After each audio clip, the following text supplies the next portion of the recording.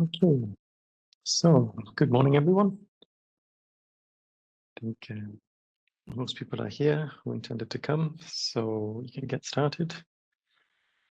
Good morning. Welcome to our eSenders workshop of September. So I know I've seen many familiar names attending, so it's good to see you again. And those of you who are new, welcome. Hope you appreciate checking in with us and seeing what's happening in eForms as eSenders. I know some of you are directly senders, some of you are indirectly senders, and some might just be curious, so everyone is welcome. So as our structure for today is pretty familiar, so I will introduce the business aspects of eForms, especially which SDKs are coming, the software development kits, the scope and timing.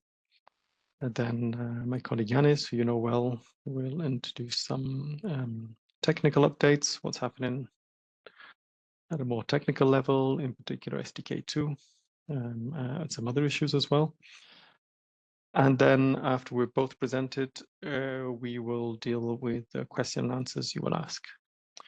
So as you've seen, for all questions, please use Slido. So scan the QR code or go to slido.com and enter eForms 2025, and you'll see it's already active. We've got a question for you there, and there's also a link in the chat. So ask your questions in the Q&A part of Slido. You can use the chat in WebEx, especially if you've got any technical issues, but we'll do those questions at the end. I think also Slido has a size limit, so if you've got a long question, you can put it in the chat and we'll catch them at the end of the session. So your microphones are muted, so that's just to help us avoid interruptions, anyone who leaves a microphone on by mistake. We can see if at the end, if we have enough time, if anyone would like to speak up, we can open your microphone at the end of all the structured Q&A. If there's any discussions that would be useful. We probably will have time. Our presentations will be shorter than what you can see on the agenda. So we should have plenty of time for questions, and we'll definitely close by 12:30 Central European summertime, where we are here in Luxembourg, although today does not feel like summer. It's been raining for a few days. So summer's definitely over. So we'll just switch to Slido to see what's going on there and share the question we've asked you. Some of you have had it. So what is the one word that describes your mood this morning? 1 hour ahead, 1 hour after Luxembourg, or possibly more hours, a bigger time difference. Might be connecting from even further away. But I think we're all around 3 time zones. So cold, cold mood. Yeah, mood and weather, I notice are often correlated. Inspired, great, satisfied, content, sounds good. Some goods out there and cold. Bit of stress, a bit of sleepy. A few nice smiley faces, which is good. Bassoon, I'm curious about. I wonder what that is. Maybe you have some nice mood music in the background. But cold and good. So indeed, summer looks, at least in the Northern Hemisphere, is pretty over, it seems, in most parts. But those of you who still have some sun, please send some north. We'd appreciate it. It's mist and cold. Okay, so keep that Slido open all through the session. You will be using the same one, and if you already have questions, you can post them, but hopefully we'll address many of them during the presentations. And of course, anything that's not clear, we will catch at the end.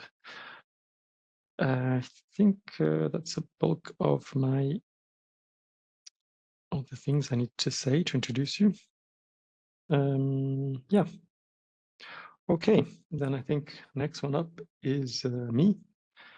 So I will share my screen and get started. If I can figure out. Just a second, I will share the screen. Okay, you should be seeing that. And I will start presenting. So yes, this is the third one we've had this year. We try to have them every quarter, so more or less every season. And indeed, this is the autumn one. At least around here, the chestnuts are starting to come out. And the feeling is definitely autumn. So I got a quote from an English poet, Keats, who wrote a poem a couple of 100 years ago about autumn. And he talks about mist and mellow fruitfulness, which possibly captures where we are with eForms. So mist, not everything is always clear.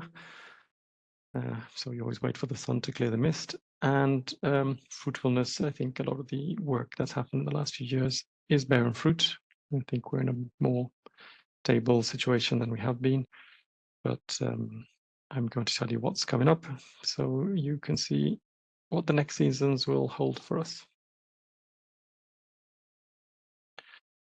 So you'll notice my slides are quite similar to the ones I did 3 months ago. But I quite like this thermometer because it helps us keep track of where we are on the SDKs. So starting from the bottom, so SDK 1.10 and 1.11, their lifespans ended at the end of August. I know some of you were just closing off, some of you still had it open as an option, and it closed a bit less than a month ago. In the end, it got 1 extra month to help a couple of you to just finish off your testing and your upgrades. So they are gone. Then we have SDK 1.12. So just so you can see the count, the number of you who are still on it. So roughly about a third of you are on 1.12, 2/3 on 1.13. The numbers are more than 100% because some of you support more than one SDK version in your systems. So, but this is what we are receiving today. So that's good. We only got 2. So there's been quite a lot of work to get us to this stable situation, which is good. I know it's been not so easy, but it's paid off. So the situation of 1.12. So SDK 1.12 is technically legal. So it matches the structural mandatory parts of the second eForms amendment from almost 2 years ago now. But it does have some optional parts which are missing, which might be needed by your buyers. So you're okay, but if your buyers want to happen to be buying Chinese medical devices, they might want to apply the international procurement instrument, and those fields are not available in 1.12. There are also some fields for energy efficiency directive which are not there, even if that directive is still being transposed at national level. So the demand is, well, I think, non-existent so far, but the fields are there when you're needed. And also the big change that came in the third amendment was the introduction of voluntary forms. So E1, E2, E3, E4, 5, 6. Again, these are voluntary. Your buyers might not be needing them, but if one of your buyers wants to have a pre-market consultation, you need E1. If they want to publish contract completions, also voluntary, they need E5. If you want to publish below threshold ones, 2, 3, 4 are in there as well. For planning, competition, and awards below thresholds, that's what the voluntary forms offer you. Again, so the recommended upgrade path would be SDK 1.13 or 1.14, which is coming soon. So up to you. There's no legal pressure yet, but keeping up with upgrades is recommended. That's your next step. So SDK 1.13 is probably the most interesting one. It gets you up to everything that was in the second amendment. and it's going to stick around for a while. So SDK 1.12, we plan to end its lifespan next summer. So it's already out of standard lifespan. So we're not going to patch 1.12 anymore, unless it's something really big. But so far, SDK 1.12 seems okay. So the patches would only be applied from 1.13 onwards now. So whatever we improve in 1.14, we backport to 1.13 will be there, but not back to 1.12. Of course, anything essential we will still address, but that's the difference between standard and extended lifespan. So 1.13, 1.14, we'll talk about it today. 1.15, it's new, we'll talk about it later as well. And 2.0, the lifespan of 1.14 plus will be relatively long, because the next legally binding release comes after the third amendment to the eForms regulation, which will come with SDK 2.1. So if you're on 13, 14, 15, 2.0, those four will last relatively long, because that will give you an upgrade path when there's SDK 2.1 in the future. So having gone down to 2, we'll go back to having 4 for quite a while. And in fact, in the short term, we'll even have 5 in parallel. But as we discussed before, we are able to maintain SDKs in parallel, and it gives you a chance to choose your upgrade path at a timing and capacity that suits you.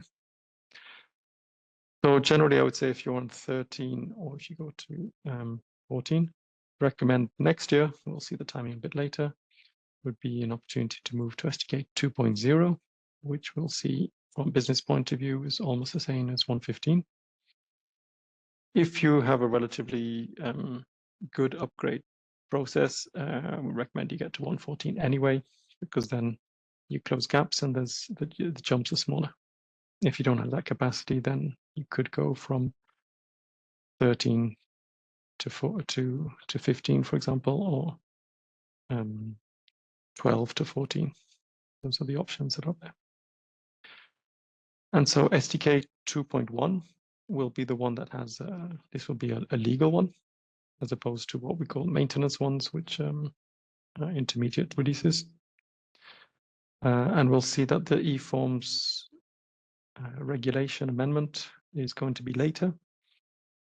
So at best, SDK 2.1 will come in late 26, and that will give you 2027 to upgrade.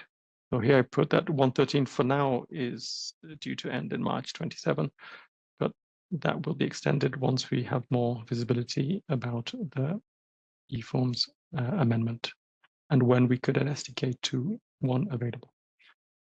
You'll notice that the next legal one will require SDK 2. So we will only deliver this eForms amendment with SDK 2.1. So just to be aware, that implication, again, we'll see later what SDK 2 involves. There's no big news today, but something you do need to bear in mind. And just a little note, since we last saw you at the end of June, we did release the 1.13.2 patch at the end of July. We were able to get that done as planned. And the biggest change was making IPI, add in an IPI measure. So you go back to the slides from June, you can see it on the website, they're still there. There was an IPI regulation that allows to apply IPI to Chinese medical devices. It's got a legal basis. So we added that measure to the IPI code list of measures, and we allowed you to say, yes, there is IPI. So that's what the 1.13.2 patch allowed you to do. And the 1.13.2 patch also allowed you to use Form 38, the contract modification for the defense directive, because the defense directives were amended by what it's called, the SAFE regulation. So it was allowing defense contracts to be modified. It's an old directive, and the modification wasn't in there, so it's becoming more similar to the other ones. Form E6 was already available if you wanted to use it, but to allow you to get moving quickly, if you haven't implemented E6, you can use Form 38 or Defense Directive. So that came in the patch. And of course, whatever we did in the patch will be in 1.14 as well. So that's included as well. And the patch also fixed some view templates for selection and exclusion criteria. So if you were using the viewer API or using the view templates, those selection criteria are displayed correctly now. They were okay on TED, but you didn't see them in the previews. Again, that'll all be in 1.14. It's a side note. SDK 1.14 and 1.15, I'll show you now where we're getting to, and also the timing. So 1.14 scope, you'll recognize quite a lot from this list. It's I carried over the same slide and updated a bit. But just to remind you, 1.14 is what we would call a maintenance release or an intermediate release. There are no schema changes, so there's no structural change. But you'll see quite a few.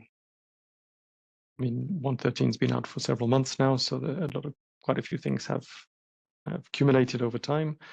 Some of them we have discussed with member states to get their approval for certain rule changes.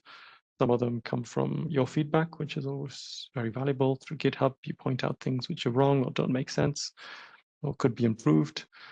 So I'll jump through them a bit quickly. So, okay, there's some kind of no-brainer ones. Making nuts codes and country consistent. We didn't have that control. Some people do make the mistake. It's better if they're the same things. Tender and statistics. This is led by the Commission. So they want to make sure that we have a correct number for the number of tenderers received. That's a really important indication of how many suppliers are applying for each call for tender. Do we have single bids? Do we have competition? That's come up again and again, especially now. We'll see in the evaluation of the directives, have the new directives. Well, you have the directives from 10 years ago, had an impact on competition. And if you don't know how many tenderers applied, you can't get a feeling if competition is better. But also to make sure that we have a consistent numbers in those statistics. So there is one mandatory statistic, how many tenders did I get, that you can't avoid. But there are other informations, were they SMEs, were they EA or not, and other statistics. We're still finalizing the actual changes for this one, but they're not. There's only a couple of rules which will change to the ones you have already. It's no big surprises. There are a couple of business terms which were forced to be mandatory. I can't remember if the eForms regulation had basically made a mistake and been too restrictive compared to the directives. So we've loosened those again, because that, they're BTs that force people to put stupid values because they don't always make sense or they're not relevant. There was also procurement relaunch is a field which also existed in competition notices. It's in the eForms annex, but it doesn't make sense because when you launch a competition, you don't say you're going to relaunch it. You assume it's going to be successful. So it only exists in results now. And we were allowed to fix this bug in the eForms annex, which will be tidied up in the regulation amendment. There's a buyer legal type, which doesn't make sense because a group of public authorities is not a single buyer. If you have multiple buyers, implicitly you have a group of buyers, but each individual organization has to be a public authority or some other form of entity. We're going to tidy up different types of numbers we have. amounts, integers, numbers. We have different types of numbers, and we want to make sure that they make sense. So when we say an integer is an integer, we should check that it's an integer. We don't get decimals. I don't know, like framework maximum number of participants should be a whole number, and it should be positive. So we're going to check that so people don't make mistakes. Make sure the numbers aren't too big in some cases. Have amounts that are limited to decimals, so that that's almost every amount is like that, but we get some weird values. Tidy that up.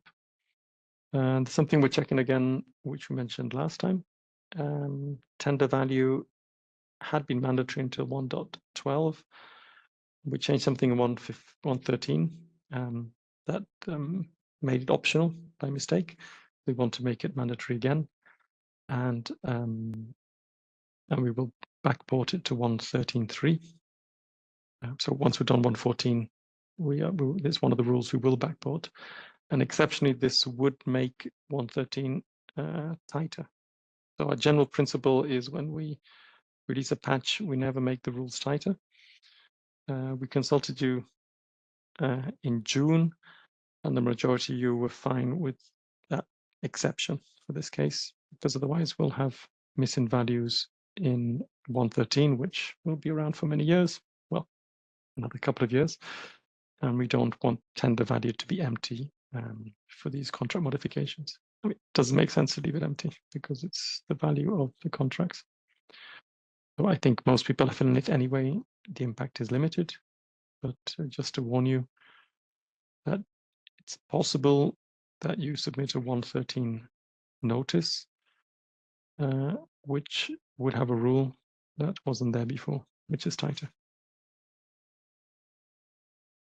Just to put a note on IPI, so IPI will do the same as 1.13.2. So we add the measure, the legal basis, but we do add one extra rule to make sure that for that measure in that lot, you are using a CPV in the range of medical devices. So that measure in the regulation of the measure, it says you can use this measure if you're in this range of CPV codes.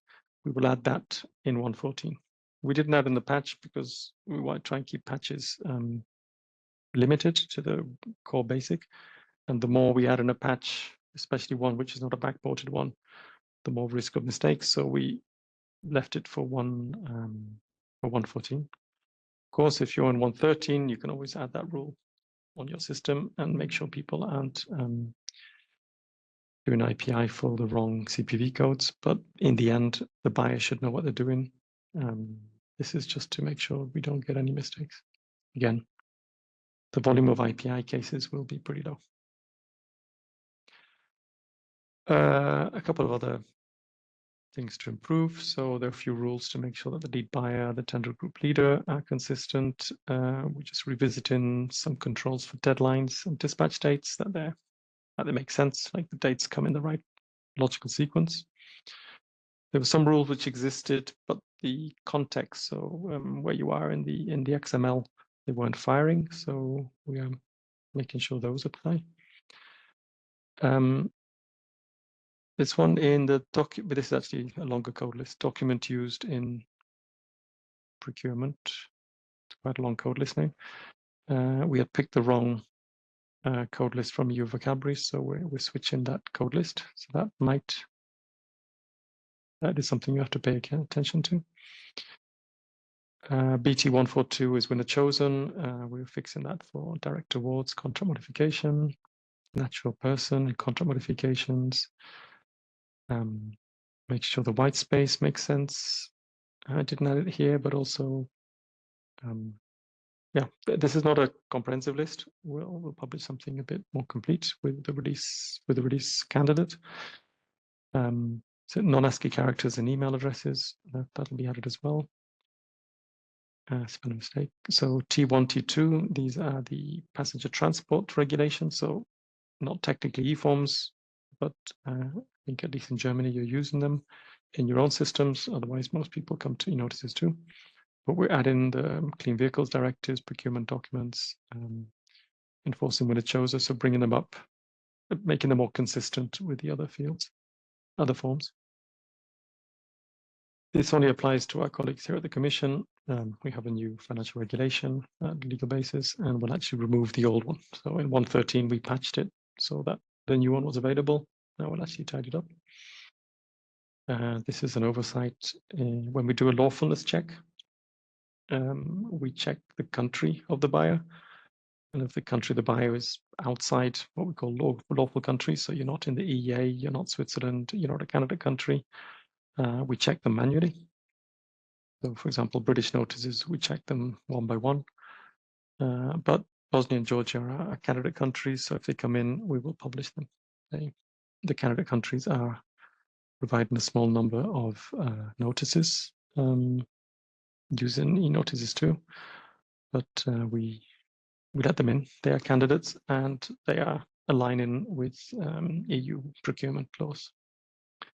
And possibly Ukraine might join us as an eSender, so that will be the first candidate country who would actually become an eSender to be able to send us systematically from their system, which is good news. And then generally the view templates, we improve them incrementally, notice type definitions for the screens, code lists, keeping them updated and synchronized with EU vocabularies. So the code list, which, country labels might change or currencies come and go sometimes, that would be a line. And of course, also any translations, especially the ones you've sent us. So for example, we got feedback from the Francophones in France and Belgium. So we'll be implementing those labels. So they should make more sense to you. And again, if you have any translations, let us know. And if, as a member state, we have a few contacts, we'll try and follow up with some of you. If you want to review them all systematically in the ministries of agencies, that's very good, because then we can do a bulk update with all a consistent update with your feedback. So there's a few other things in 114, but you'll see it's not structurally that different to what you have. But you will be checking what applies to you. We had said we wanted it out by late September, the release candidate. We're not ready yet, so we're working on it right now. So we are seeing if in about a month's time we could have a release candidate, which we can share with you, which we test ourselves internally. And that gives us a couple of weeks to test it before we can release it and make it available. So that's where we are today. Okay. So a little surprise and news we have for today that has crept in during the summer is that we will have an SDK 115, sorry. So if you remember what we said before, we were going to have 114. We were going to build SDK 2.0 on top of it from a business point of view. And we had some wild ambitions that maybe there would be an eForms regulation amendment, the third amendment, by the end of this year, so that we could start working on it early next year. What's happened? Two things. The eForms amendment, the regulation changes, it's going slow. So we've started some discussions, well, the Commission, DG Grow especially, some discussions with the member states. I know some of you in this meeting, you also attend those meetings. It takes quite a lot of work to prepare proposals to changes and make sure it works for all member states. You'll see in the next slide, it's quite an ambitious scope. It's pretty much the same slide I showed you in June, but that's not going to happen this year. So if the eForms amendment takes longer, well, in the meantime, things change. There's still things we want to do. If we don't have an SDK, what becomes SDK 2.1 gets bigger and bigger, and intermediate releases are quite good so that you can keep up at a slower pace. So the volume of change doesn't come so massively. And then we'll see also for SDK 2, we're also not going as fast as we wanted to. So it would work out quite well to have an SDK 115 for business and technical reasons that could come in the spring next year. which would also help us align with SDK 2. So if SDK 1.15, we plan it for spring next year. So maybe in March, April, we have something that comes together. We could also get things done, which we were postponing, but that we don't depend on a legal change in the eForms regulation. So we've been working, again, we have to prepare it with member states and with the Commission. Like, for example, tighten up the rules for direct awards. Today, if you're in a form, you have a list of direct award reasons, and you can choose all of them, even if they're not really applicable to your directive. So the idea is that you say, okay, if you're in this directive, these are the direct awards you can use. If you're that directive, you can use a different set of direct awards. So probably with some tailored code lists, that's what we do, so that people cannot pick the wrong ones. Again, if the buyer knows what they're doing and they know the legislation, they should be picking the right ones anyway. But these are sort of rules that tighten things up and help people to avoid mistakes. And then quite a big one we've been thinking of doing for a while is to rework the way unpublished fields are done today. Well, rename them to something like non-public, because that would be more correct, and simplify how we handle them. So I think I've mentioned before, the basic idea is instead of having unpublished reason, possibly a date, for every field you want to keep unpublished, so submitted to TED but not published on TED. Instead of doing it field by field, there would be one reason to not publish information that would apply to the whole notice. And you would be able to hide chunks of information. Say, I want to hide one thing we're missing today. You could hide the names of the tenderers. You could provide the tenderers, but not show them on TED. That would be something that you could hide, or just make sure that the amounts, which involve several fields, all those fields together would be hidden. So you'd just have to identify the chunks you want to hide, and all with one reason. So that would simplify the way we approach things. And that we could do in 1.15 next spring. So it has some changes to the schema and the structure. And we could get that done in 1.15 without having to bundle it with all the business changes that would come with the eForms amendment. And any other opportunities we could take, and we could do them next spring. And then, well, this is a short summary, but Yanis will mention a bit later.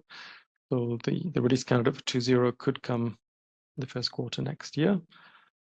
Again, it's only EFX2, so that depends on you if you're using it. From a business point of view, we could have 1.15 and then 2.0, the same business scope. And again, what we said before, if you're not using EFX, the upgrade to 2.0 would be, from a business point of view, pretty much the same as upgrading to 1.15. So if you're not using EFX, it'll be easier to get to 2.0. If you are using EFX, then you would have to see how it affects you to get to 2.0. But you could do that, you could start that in the first half of next year.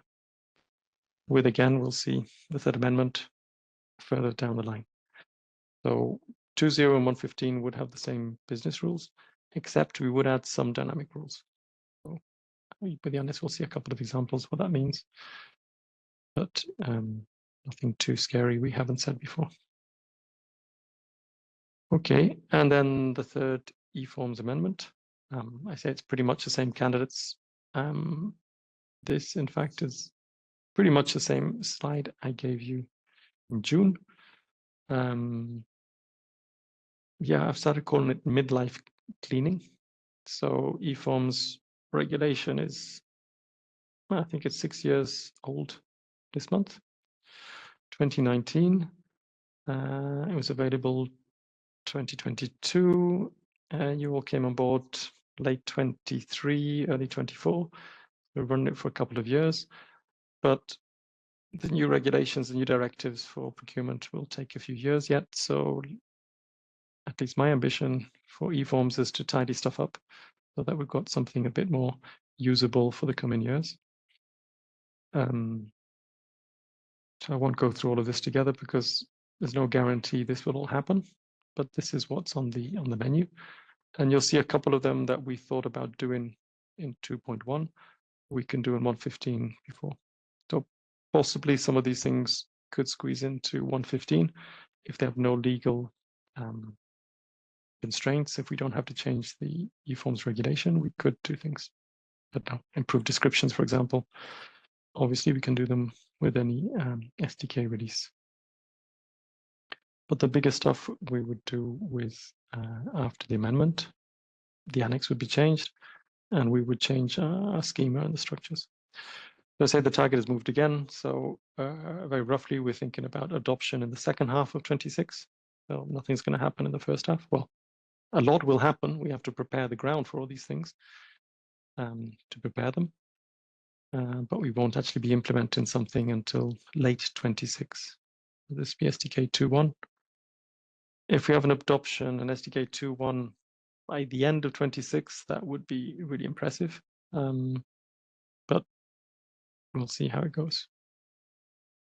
If you click on these links, the presentations will be online on the website where you registered. So you can click them through and you can see the state of the discussions with the member states, the ones that need discussion. So yeah, this is a whole bunch of work which we'll start working on already this autumn with the Commission and the member states, but it will take, I think, until spring next year to have something tied down from a business point of view. But at least you can see the impact on you, what's coming. Okay, almost finished. So what's up next? So from our side, our next event is what we call TED Together. So there is no eForms workshop in what is almost winter before the end of the year. We bundled it together with what we call TED Together. So we get together with all our communities and basically all the people implementing who implement with us.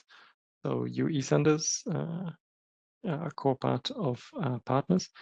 We have the data reusers, so people who are using your data. Often commercial companies who offer services to suppliers to find the best offers and combining it with other sources of information. So a lot of added value services there. And we also have the communities who build the e-procurement ontology and the communities who build the ESPD. So those four groups, we bring them together because you are the people we work with. And we're looking to see, well, we have lots of thematic parts for each specialty, but also so that different communities are aware what else is going on in the TED-related world and the procurement world. So we think it's useful to allow all of us to have a better overview. So you can register already. The agenda is available, but we haven't set the times and dates, but you can have a quick look at what's available to get your interest, see what's useful to you. And we have a slot for an eSender to present. So last year we had Marcel, he kindly came to present. So that was a valuable experience of how a commercial eSender works across multiple markets. This year we'd like to get more, maybe a public eSender, maybe a national one. How does it work in a country where you are central eSender or the hub, or you have some experience in that? We sent you an email if you're interested. Get in touch, next few days if you are interested, if it's something you'd like to contribute. If not, we might get in touch with some of you and ask you nicely to present your experience. So it's the date has changed slightly from what we said last time. So I think it's one day later, in case you had set it in your calendar. Yeah, so it's 26, 27, late November in Luxembourg. We've got about 50 places here. So you're very welcome to come, 1 or 2 people per organization. We hope to get a mix so you can meet your peers or meet people in different areas. Otherwise, it is online as well, so you can always attend there, and you can pop in for the sessions you want or stick around for longer. And the Christmas market in Luxembourg is open by then. So if that interests you, if you can travel, it'd be very good to see you. Be very pleased. Okay. Meanwhile, the European Commission, our colleagues in Brussels, are very busy. So this is the intention of the current European Commission, this College of Commissioners, and the Vice President Séjourné, who is responsible for procurement. They want to have new directives out in the next couple of years, so before while they're still around, because we've got quite a lot of work to do in Europe to get things moving faster. So at the Commission, what they've been doing is evaluating the 2014 directives, so the general one, utilities, and concessions, the 3 which depend on the DG GROW. They had, I think it was 5 studies for different things about transparency, integrity, usage. There was public consultations. There was expert group for stakeholders and getting feedback. They collected hundreds of pieces of information, and now they're trying to put it all into an evaluation report. So the working version is going around inside the Commission. There's a short summary, and then there's hundreds of pages to collect the rest, and that should be published. I've seen they said they publish in Q3, so I guess in the next month or 2 that could be made public, so everyone can have an idea of what is coming. So from what I've seen, also some of us, there's an expert group on procurement. Some of those studies have been presented in that group. So again, some of the member states have been seeing it. So have the 2014 directives made things more competitive? Have some of the types of procedures been used? So there's good and bad conclusions. Well, bad, more positive and less positive conclusions. And this feeds into what should be done in the future. So this is the first stage. Next year, the Commission has to come up with an impact assessment of what they intend to propose, and actually basically a chunk of draft legislation. They don't know yet if it's going to be 1 directive, 3 directives, even a regulation. That sort of stuff is still being debated. Also, lots of discussions and meetings with member states. Again, the expert groups of public procurement. There's a lot of discussion going on. Okay, for us, implementing, well, first legislation has to get out, then it has to be agreed. Then we have to agree what it looks like in forms. What is that going to mean for data that we collect? So don't hold your breath, but it's going to be interesting in 26. I would say at least by this time next year, we should have a pretty good idea what the structure will look like. And if things hopefully should be simpler, that is one of the intentions. Politically, the more sensitive part politically would be European preference, by European, which is different to how we do today. European market's very open today, but the world is not so open to those things anymore. So how is that going to happen in practice? But I guess from an implementation point of view, it's not going to change so much. Whether you give European preference or not, there might be, you're still going to publish information and collect data. So, but yeah, I hope for some simplification. And then finally, final point. This is more for the member states themselves, for the national agencies and ministries. So your commercial eSender, you're not directly concerned, but some of you in the audience are already working with the Commission to connect to the public procurement data space. So that is a public website. It uses the e-procurement ontology as a data structure. and is being filled with data from TED and from, I think, 4 or 5 countries, and the several countries are going to join. So the idea is that data from across each country ends up in this public human data space, which allows comparison across countries, especially also included below threshold data. So as you know, TED is just quite a big tip of an iceberg, but it doesn't cover all the procedures. It's high in volume, but of amount procured, but it's not that high in the amount of smaller procedures which are out there. Can we bring it all together? It's happening, and that is ongoing and building. So if you haven't got in touch with the European Commission, I'm sure they're chasing you, but you can get in touch, and then you can see how your data compares, or the content, but also the quality, how you collect in meaningful information. This will allow you to have dashboards which will allow at a country level to see what's going on.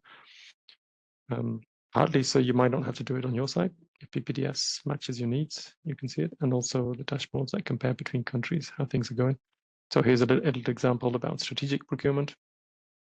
Strategic procurement in eForms is a bunch of optional fields. Some countries have made them mandatory, most of it's optional, but we can see are the buyers putting anything meaningful in there? Is the quality any good? Are they just filling in the form because, as we know, if you've got too many fields, you put something in just to be able to publish. But it's useful to see what is out there and comparing across countries, and even just comparing for your own country. I think it's going to be a valuable tool. So yeah, let's get things together. So a nice federated data pool. Okay, and that's all from me right now. Again, the usual links, nothing new. If you have any questions, you can put them into Slido. I see there's some in the chat. I'll stop sharing if I can find the bottom.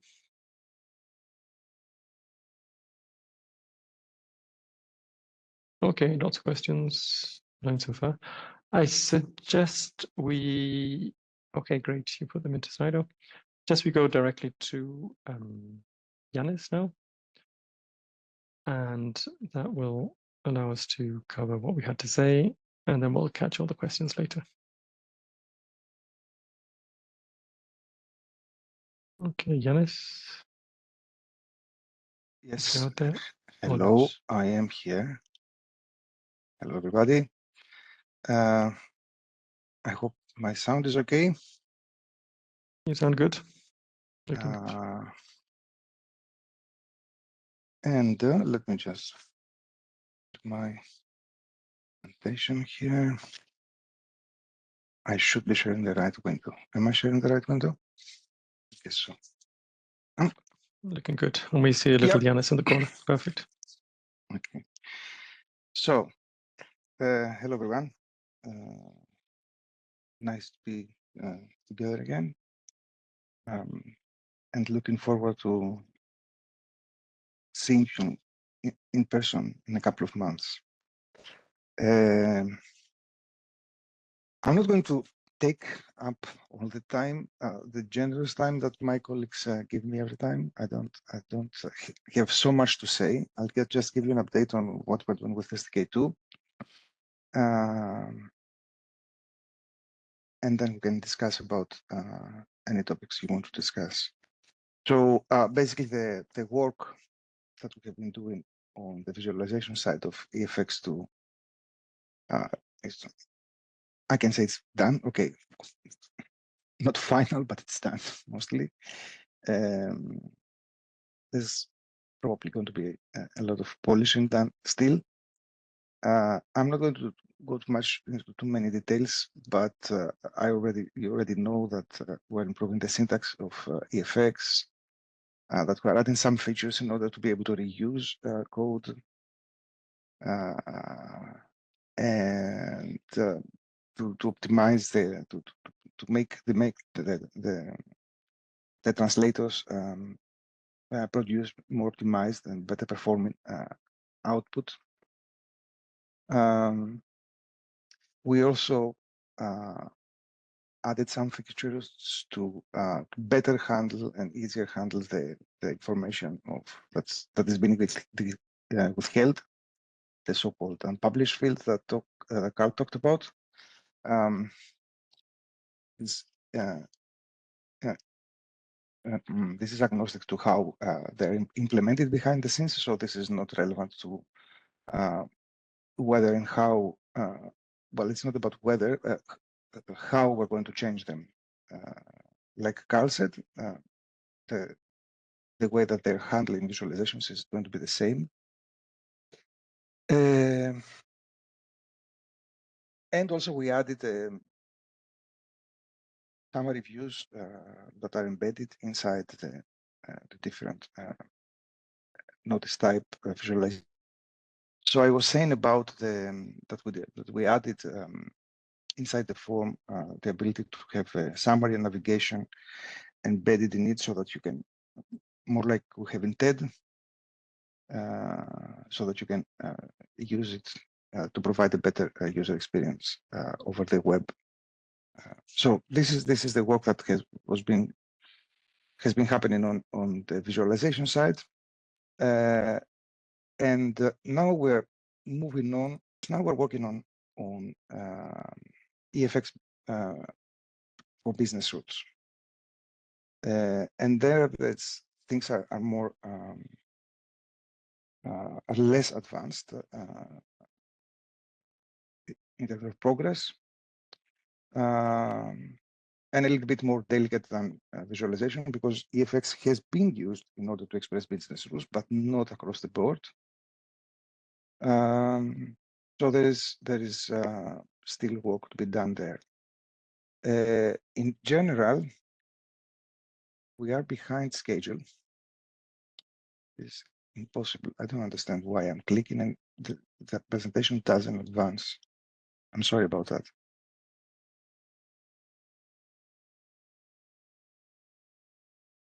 So we're behind our initial schedule, but we're still on track to release in sync with the versions of SDK 1 that we have been planning. So not too much to worry about there. And of course, as you know, the SDK, the new major version of the SDK will only contain changes in EFX. So far, we did not have a reason to change. Well, we have reasons to change things, but we are not going to do it. We might add some additional files so that we have a time between where we are in SDK 1 and where we want to be in SDK 3. We can use SDK 2 as an intermediate ground that will support both formats of the one that we have currently and the one that we would like to have in SDK 3. And we will use SDK 2 as a transitional format that will allow us to support 2 and give enough time to everybody to prepare to go to the third version when that comes. Now, more details about what we're doing about business rules. One of the things that we're trying to do is we're trying to reduce the number of rules. Currently, we have like 40,000 rules, active ones. In the database, there is even more, but the ones that we're using is about 40,000. And we can reduce them to less than 3,000. And we're about to do that.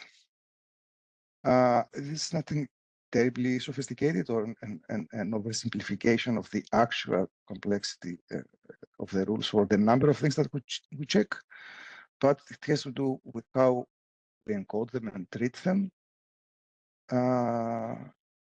And so it will make it easier to talk about them, maintain them, change them, and all that. So this is about to happen. Then we have, of course, the problem. Okay, if you're going to reduce the number of rules, what will happen with the current ones? changing the identifiers? No, we're not going to change the identifiers. We will have to go through a transitional phase where we have both what we have now and the rules, the simplified version of the rules.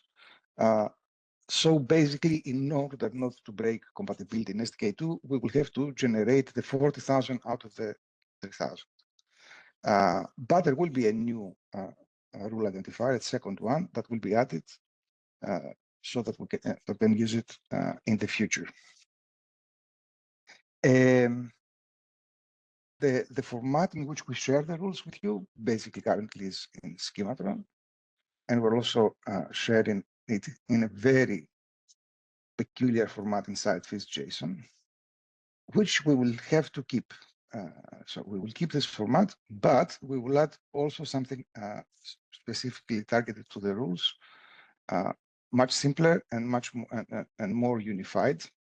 So there is one way to deal with every rule instead of having to handle the different types of rules different. Another thing is trying to so I just touched on it by how we encode the rules. The main idea here is, can we put everything in effects like we do with templates?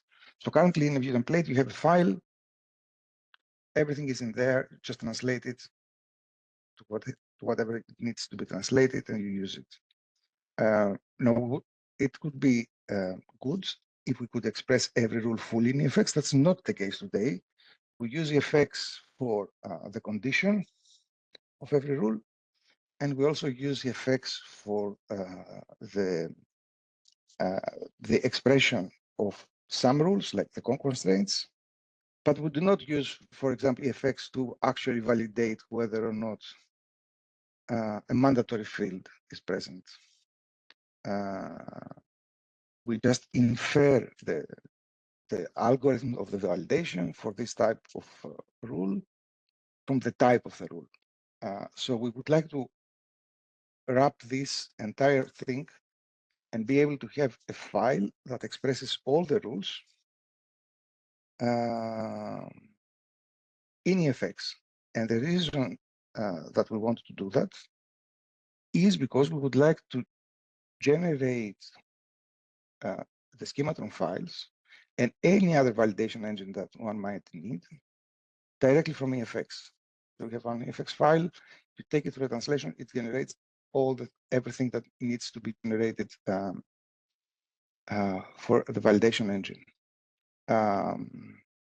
So what do I mean validation engine? I mean, schematron is a validation engine. But maybe, like we have in Node.js2, and it's a common need, maybe one wants to also validate on the browser. And there are specific, came to realize, specific constraints and restrictions and differences between the two scenarios. So these things we're trying to streamline with EFX so that we have one rule that can be specified by the business, written in EFX in a readable way, and then translated from that one thing into the different validation engines that might need it. And ourselves, we intend, of course, to use this in Node.js2. Like I said, the encoding of the rules that we currently have is going to still be there. But we're also going to add some new format for sharing the rules. That will be much simpler to use so that we have the time gradually transition to it. So we will have to maintain both of them inside SDK 2, I'm sorry. And inside SDK2, we'll probably, to host this new format for the rules, we'll probably have to add a new folder at the root level of SDK2 called validation. And under there, we will add the business rules in their new format. Now, in SDK2, we also have this concept of dynamic rules that you heard us talk about. The name is not perfect. I mean, that could be a different name than dynamic rules. But when we say dynamic rules in eForms, what we mean is rules that need to control things outside the notice that is being validated. So therefore, they need to look up information that is not within the notice. So some examples of that would be, okay, the notice has a procedure identifier, but does this procedure actually exist? Or if it's a new procedure, are we sure that the identifier of the procedure is an identifier that does not exist in the system and it's a new identifier for a procedure?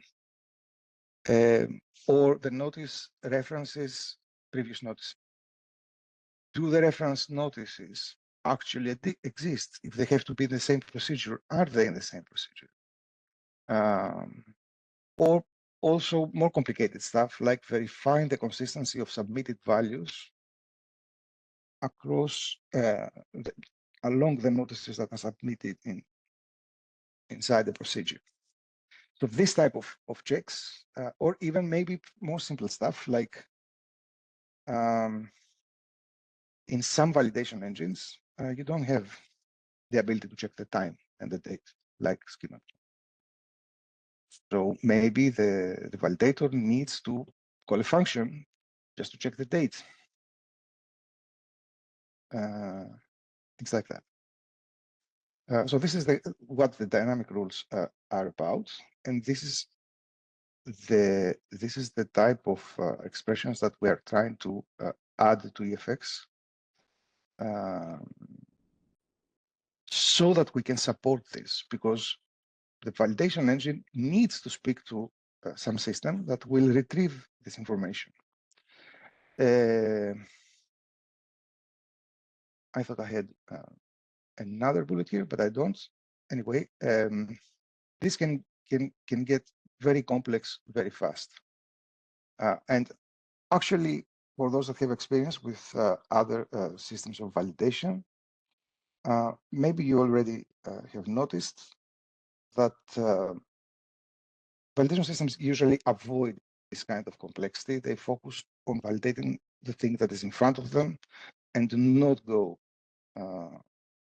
avoid going into other resources that need to be retrieved at the time of validation in order to make these checks.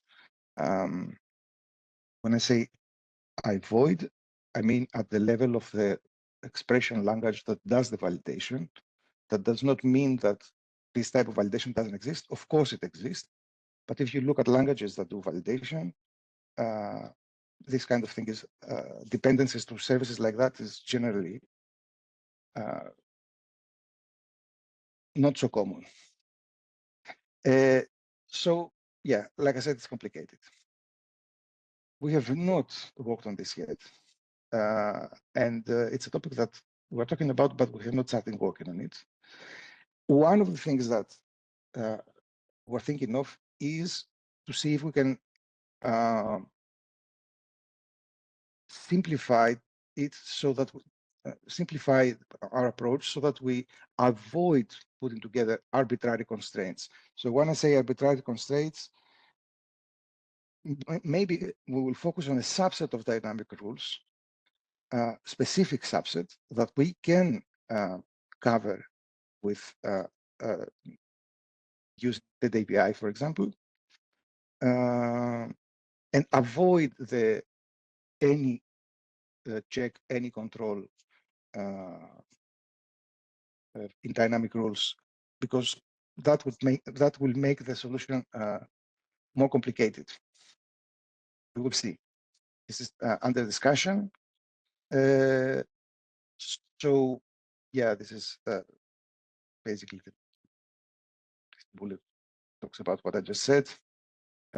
So maybe we could leverage the API and the other systems that we have. Maybe we can maintain some procedure level metadata in the database, and expose a service through the API that makes specific targeted checks that are important for the integrity of data integrity, and then avoid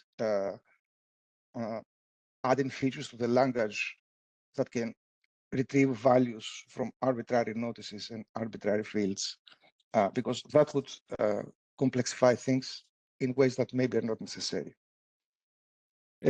So that's it about the rules. I will be able to talk to you about that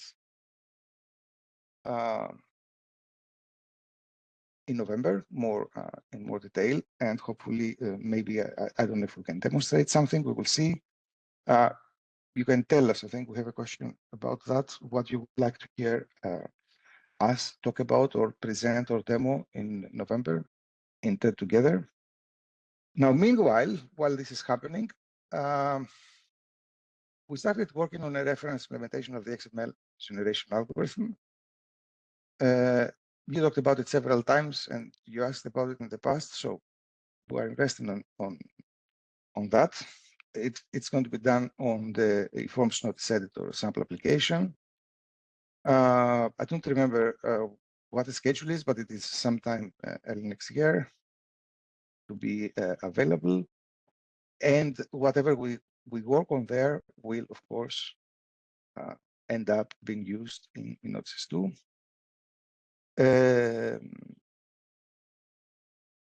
It will be in Java.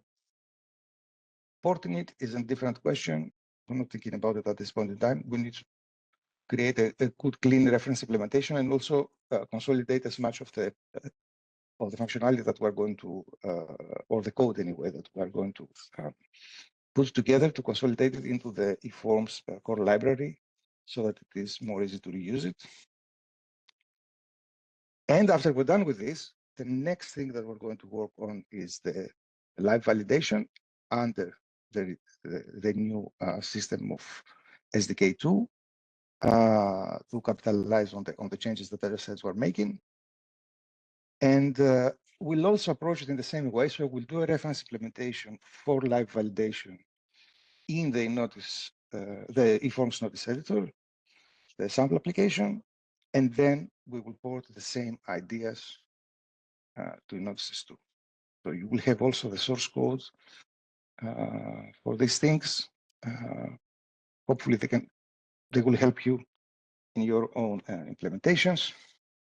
Another thing that we're doing is we are upgrading our content of Notices and the other apps that we have to the latest Angular, and EUI is the libraries that we use for all our sites. It's an Angular front-end library. So we're updating so that we can apply these improvements that we're doing behind the scenes, so that we can bring them to the front end, especially in the notices. It doesn't concern the developers from your side, but it shows our direction in, I mean, all the things that we're doing are coming together into improving the things that we're doing, but also sharing the basis of our effort as code with you, so that you can reuse as much as you can. And we're actually working on, found some ways to improve the performance of the viewer in version 1 of the SDK without making changes in effects. So we found some things that were unnoticed in the past, and we're working on improve the performance of that viewer, which was for very big notices was leaving a lot to be desired. So we hope to have a much better working version soon. So that's all.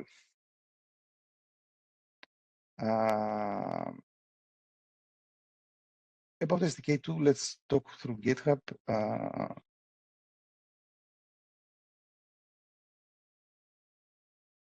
hopefully we will hear and receive your feedback, and also we can help you with your questions and adaptation. Thank you. Carl, back to you. Okay, thanks very much, Anis. It's a good catch up. Pleasure. Just sorry. I meant to drink before you finished. Sorry? I meant to drink before you finished, but yes, it's good. Let me see how I'm going to stop this presentation now, because I cannot find the windows. It should be okay. There's a stop button in front of me. Okay. We will switch to America will share. We have some we rarely Slido use questions this, again. Yeah, we rarely use this. How is this called? WebEx. WebEx, and I'm not. Yeah. And every time I see it for the first time after 3 months in the meeting, and I have to adjust back to it on the fly. Yes, sorry about that. Thank you. No, I have the same. We spend our time in Teams, and then every 3 months we have to think in WebEx terms. Yes. So, yeah, thanks, Yanis. That was really good. We'll see. So we see some questions been coming in, but before we answer your questions, we have a few questions for you. So if you get back to Slido, some of you were there asking questions, which is very good. If you just let us know to get a feeling if presentations are useful to you. I think it depends on who you are, which parts of the presentations are relevant or not. So just to test the feeling. So we don't share these results publicly. It's just for us, at least Yanis and my presentation. Get a feeling. Okay.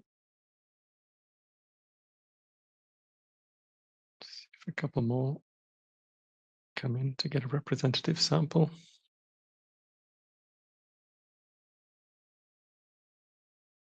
One more. Okay, so this is what you thought of Yanis' presentation just now.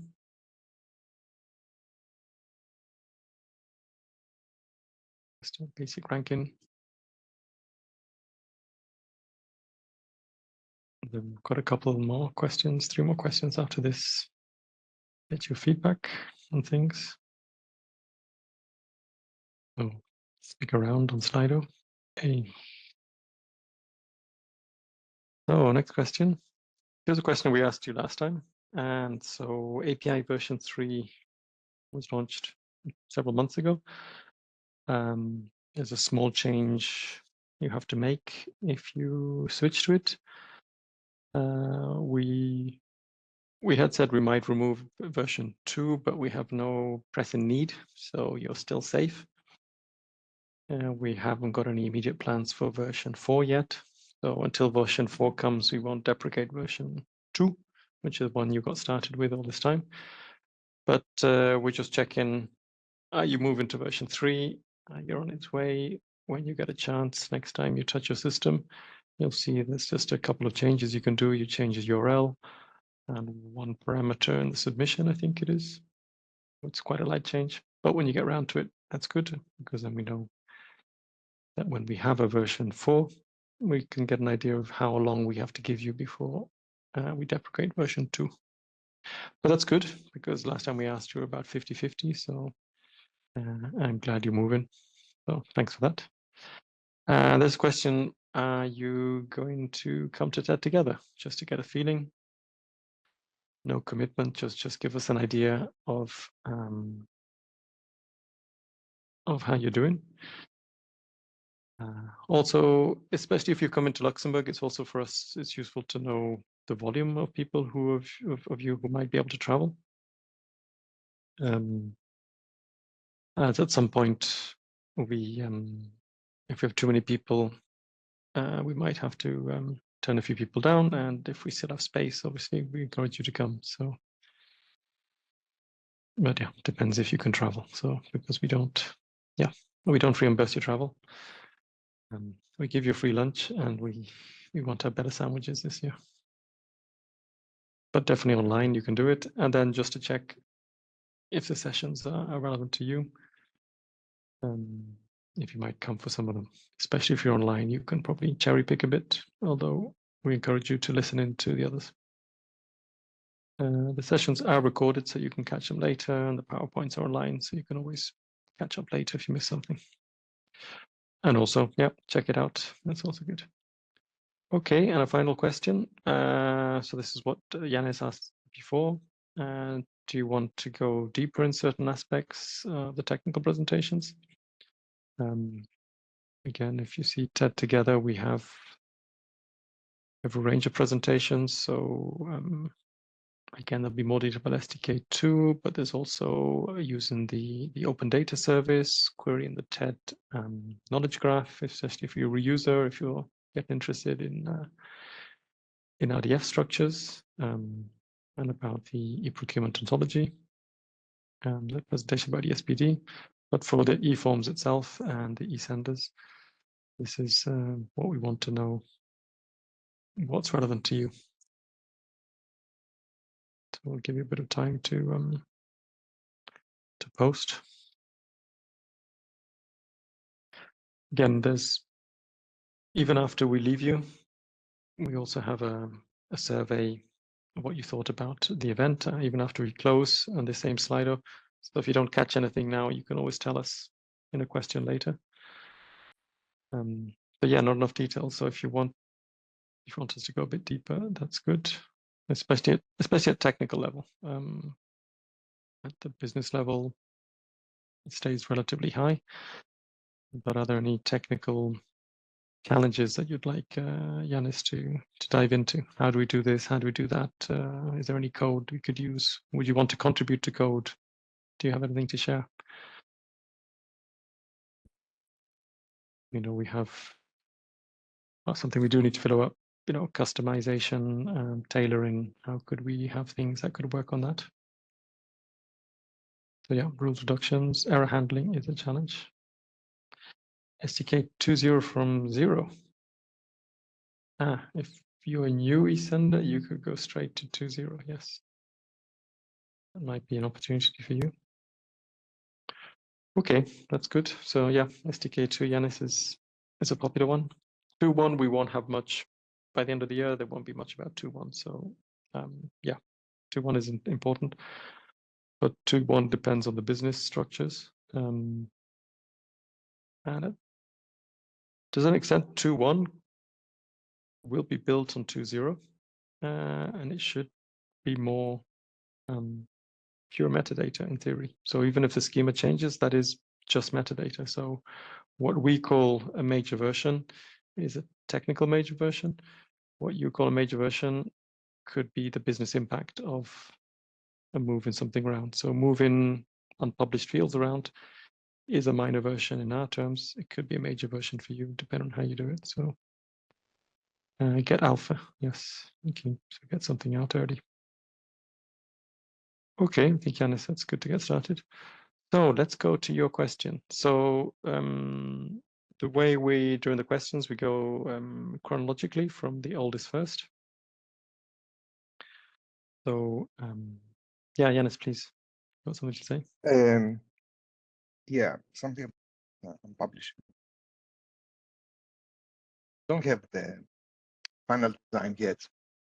The truth is, it might need a major version of the SDK. We will see that. We're not trying to get it into to make a major change out of it, but we might have to. We have the opportunity of SDK2, however, it's not released yet, so we will find a way. We have a way of in a major version change. Of course, that will break the promise. We're not changing anything else apart from FX2. But what if we have to, in this case, simplify them publishing? So we'll know more as we discuss the actual implementation and simplification with our colleagues in Grow. So yeah, just make sure to put an asterisk on what you say, the minor change. Yes. Yeah, yes, that's yes. what we're trying to do, but yeah, if something could be done better with SDK2, we would catch it. Yep. Yes, that's we might not be able, depending on the design, we might not be able to keep it non-breaking. We will see. Yep. Okay. Thanks. Okay, so I've got some. Yes, so let's go through these questions. Oh, we have time. We've got plenty of time. We shouldn't be too. So you said that in SDK 114 we will implement number controls, which is good. Yep, we agree. What about with text fields, which are currently unlimited and can lead to denial of service attacks? Indeed, text fields are free text. We have character limits defined in the SDK. Do you mean unlimited in size, which is not the case? Or I'm guessing you might need unlimited in structure. So possibly, if you can just clarify later on, maybe you could, if you mean unlimited, would you want us to control the content of the free text? Unlimited in size. Okay, so Patrick, in size they are limited. So the SDKs, if you see in fields JSON, you see the maximum size of each one. Some of them are quite big, so you could probably put some dodgy stuff in there if you want to, but they are limited in size. So that's happened right from the start. So we should be safe for size at least. Okay, we got lots of questions, so thank you for moving it to Slido.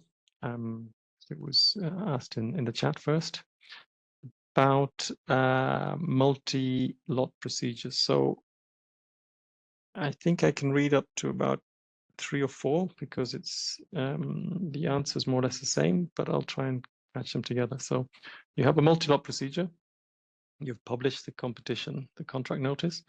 Can you withdraw one or more lots before the tender submission deadline expires so that the procedure continues for the remaining lots? If yes, what type of notice is required to be sent to TED for withdrawal? So you're basically canceling the lots. What data needs to be published about the fact of withdrawal in that notice relating to the withdrawal? And in the case of withdrawal, is it necessary to publish a notice about the entire procedure, all the lots in procedure, or only about the withdrawn lot? So to try to bring it up. So yes, in general, as a general rule, you can always publish a result notice for one lot at a time. Each lot has its own life cycle. So even if all goes well, you could have one lot which is awarded today and the next lot it took longer and it's awarded next month. You would publish that a month later. So the result notices are published independently in time. In this case, you are halfway through your competition. You haven't got received the lots yet.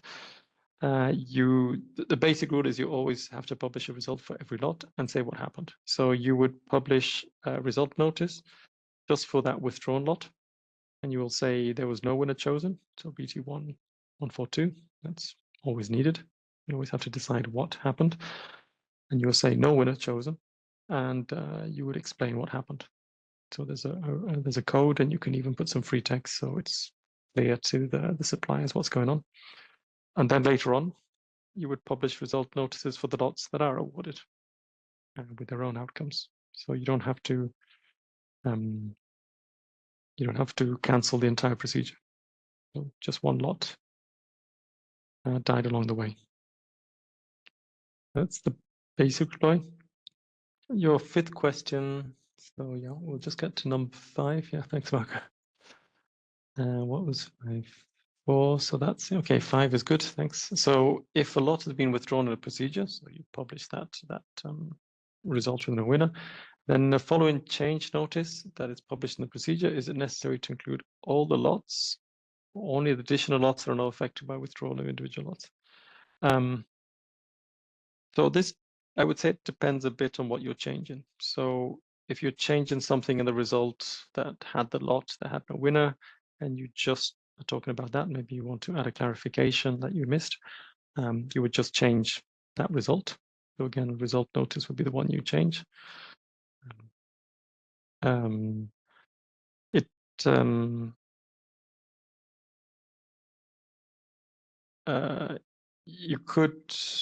could include, I mean, it is up to the choice of the buyer.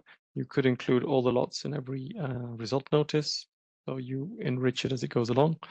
But it's also possible just to publish a result notice for one or a few lots. So that's what you could do. If you keep relisting the awards, one advantage is the award notice gets bigger and bigger, so it gets richer and richer, but then it can be difficult to tie up what happened to each lot. So I would say you have the choice. There's no hard and fast rules. So if you're in 6,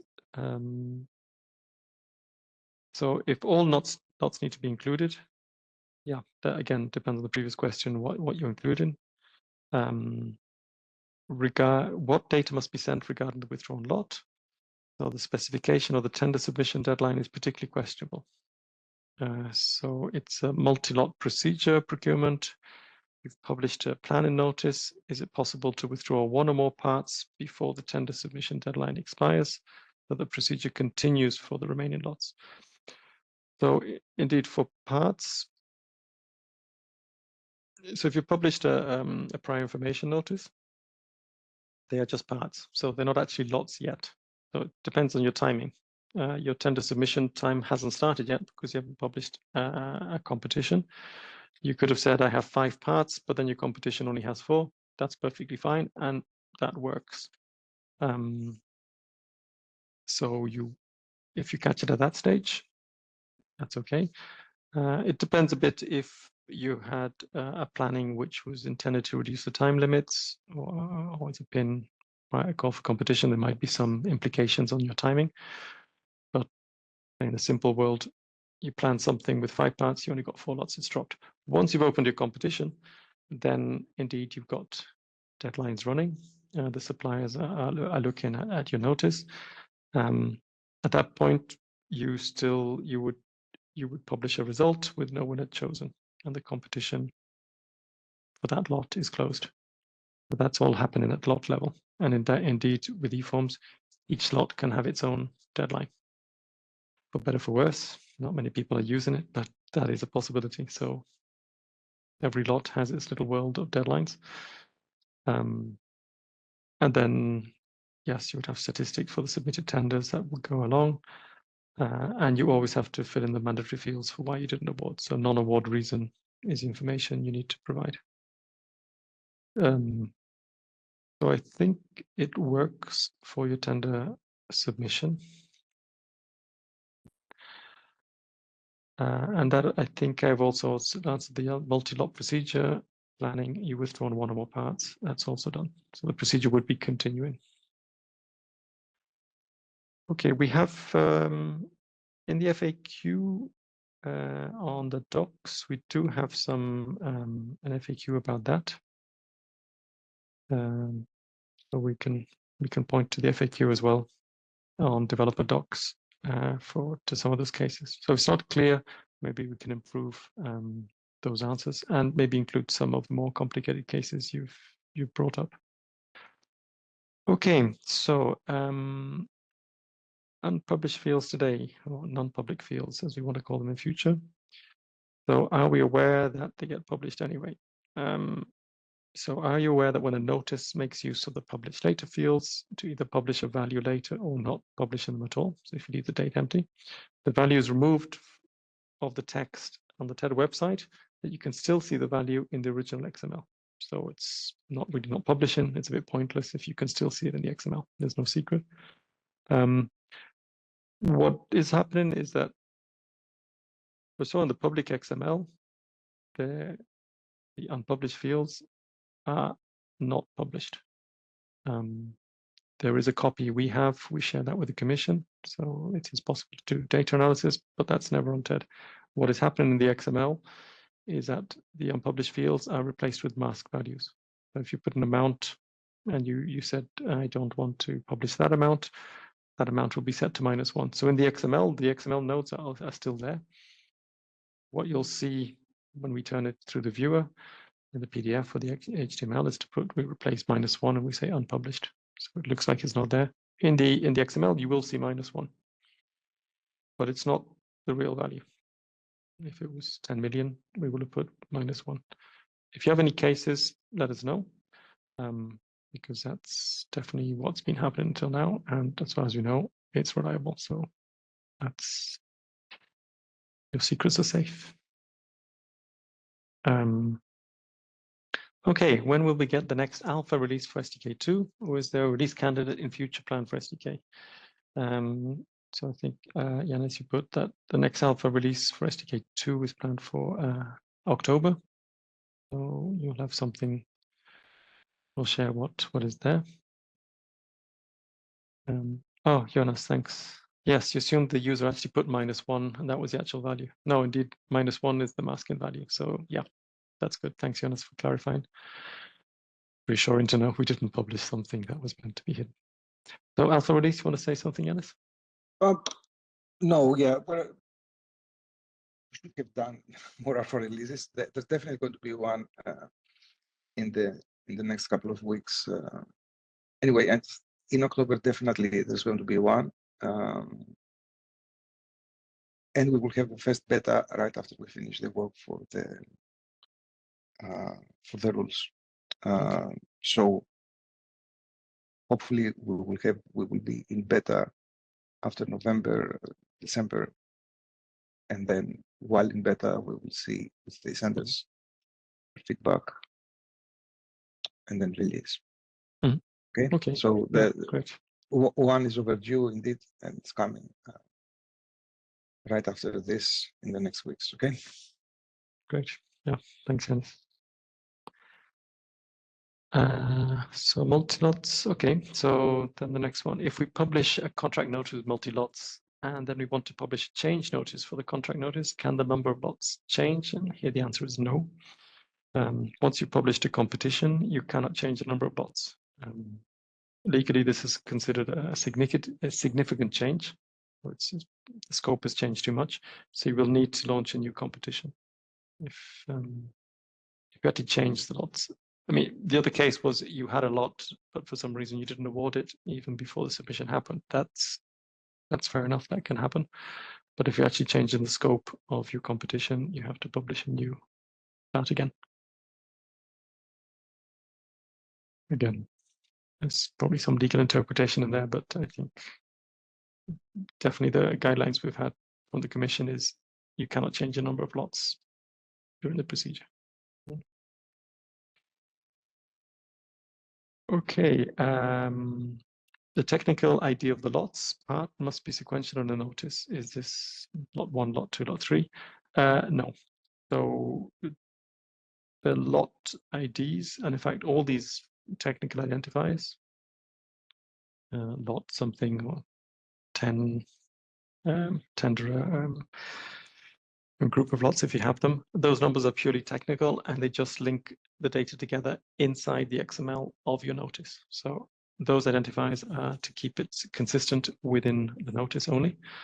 And you can have whatever numbers you want. So if in your system you start at 10 and then the next one's 20, it's the other, it can vary. Indeed, for example, your notice is 2. When you create a new lot, it starts at 1. And you create another lot, it gives it 2. So the system's incrementing them. But even before you publish, you might go back and say, oh, in the end, I'm going to delete lot 1, lot 001. You'll end up with something that says 2, 3, 4, because you change your mind along the way. You might even have gaps. Once it's published, as long as it's consistent, it goes out. And then the next question is, do the lot IDs have to match throughout the life cycle of a procedure through the notices? So does lot 001 in the competition notice match lot 001 in the result? No, it's not required. As long as lot 001 is consistent in competition and it's consistent in result, that's okay. We're not checking between notices. Many senders do keep them consistent. So once you created lot 001, you end up using it in your result because that's what you've got in your system. So you'll see that they often match. but there's no obligation. What we recommend is that you use the internal identifier. I think it's BT22, because that's the identifier of the lot you have given it. And if you keep that one consistent, that will allow you to control that the lots match between one and the other. But yeah, it's a bit of a challenge. We've thought about it a bit, how to do that, but those technical identifiers is how we've done it in our data. And as Jenny's posted in the FAQ, there's a section about schema and field definitions, which can guide you on that. What about business entities? Yep, that's related. Are you planning to publish some kind of documentation regarding to them? Yes, Janice, that's also in the pipeline to make it easier to use. Yes. They're not finalized. The business entities, like I said in the past, they're tied to the ontology work. I don't have an answer on, but certainly after finalize them with the will also be prevented. The whole idea of business entities to have something gluing the fields together into business-related concepts that are more stable than fields themselves. Yeah, there is Paul, Andrea, Natalie working on reconciling all this. So of course there will be documentation of this as soon as we're ready.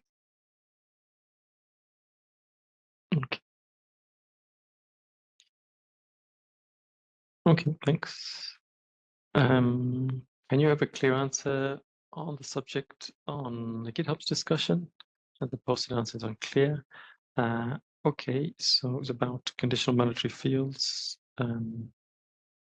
that my colleague Eve replied 3 days ago. Yes, we'll have another look about what's going on to clarify it a bit better. Yep, so thanks. And then last one, if we withdraw one part and want to publish a change notice, a contract notice change for the rest of the lots, can we miss the withdrawn lot in the CN change? If not, how should we handle its submission deadline? Okay, let's assume that it's not a part that you've already published the contract notice. So if it was a part that got lost between planning and competition notice, I'll skip that case. I'll assume you published competition notice with 5 lots and one of them has been withdrawn. I don't know, maybe your money ran out or whatever. You published a result notice saying this lot has no winner and this is what happened. Then when you want to change the rest of the lots, for example, you want to extend the submission deadline for the remaining 5 lots, you would change the contract notice, and there I would do just for the 4 that are remaining. I think that would be okay. So you say these 4 lots have a new submission deadline, and the lot that's not there anymore just wouldn't be included. Is that correct? Yeah, then you'd have a competition notice and you would have lost a lot. Yeah, let me think about that. I'll discuss a bit internally. You probably should publish the withdrawn lot again in your competition notice. And at that point, you say this lot has been cancelled. This has no winner. Have a look at this result to explain what's going on. So it would be clearer. Yeah, because you shouldn't really drop a lot in the competition notice. It would look a bit weird. Yeah, exactly. I mentioned that the number of lots cannot change. So the competitioners have an option to indicate that a lot has been cancelled. Yes.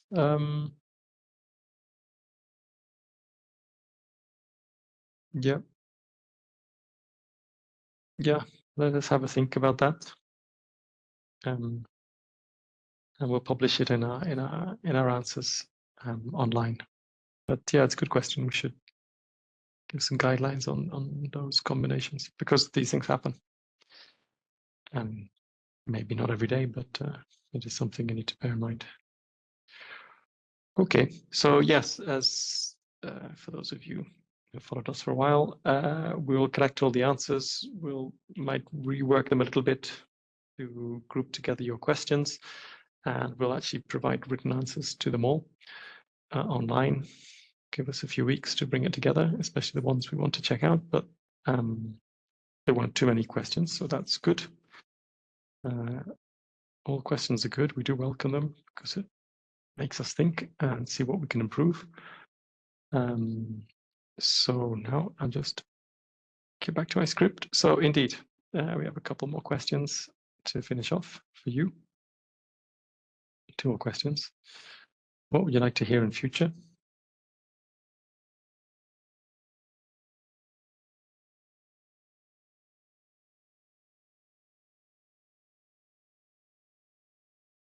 Okay, yeah.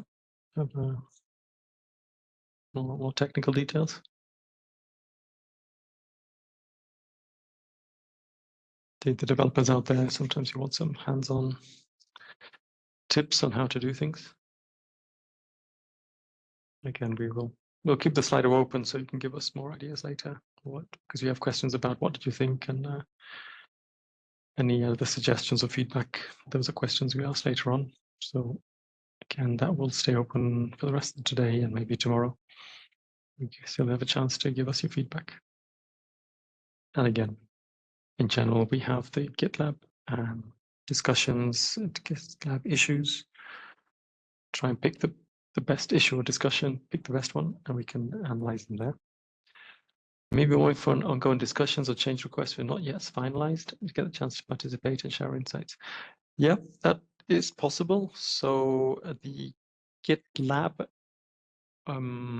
of the European Commission is open. So not everyone is invited to the expert group on e-procurement. So the decisions stay with the member states and the invitees from there. But you can see some, you can see the process. So some of those issues I linked to, you can see some of the business discussions which are happening. Hang on, I'll just post. We'll post in the answers as well. This eForms group. I think it might be at the end of my slide as well. Just post here. And you can actually contribute. I mean, you know, the actual decisions sort of get voted by the member states. But if there are any things you see which are changing, and there's some crazy idea that has an impact, and you think, no, that's not going to work. You know, even if you're a commercial eSender, your opinion is very valid because you're on the ground doing things. So yeah, we try to share a bit in this group to close the gap between what might be happening at policy level and the UL implementation. So that's a chance. Okay, so one last question before we go to lunch. One word, what did you like? I don't know if your mood has changed since this morning. Just to get a feel of things. Great, thank you. So these sessions used to be quite stressful in the good old days when it was quite busy for all of us. But now it's much nicer to be able to just touch base with you, get your feedback. Yeah, I'm glad we can be clear. That's our intention. So you see what's coming. We used to take all day for these meetings. Now we're going to finish before midday. So that's always a good sign. But rather than see you only every 6 months, we thought we'll keep touching base with you every 3 months. We've always got something to tell you, and it always gives you a chance to reply. So concise roadmap. Yes, Yanis, we need to update the roadmap page on the docs page. I think we can put something there. Although in the end, these meetings are where we give you the roadmap anyway. And yeah, the feedback is good. We'll see you on GitHub. That's also good. We welcome your feedback. as a former head of unit, Manuela used to say, we're all in this together, so let's try and make the most of it. Okay, I think the survey is going to be open. We'll leave it open after we close this meeting. So stay there. We have some general, just to get your feedback. Otherwise, Yanis, I think we've covered everything for today. Just one chance, if anyone does right now want to say something and speak up, we can unmute you. But if not, I suggest we have an early lunch. I see no hands. So then, good for us. And thank you very much again. See you in November. Thank you. Thank you. Bye-bye. Bye-bye.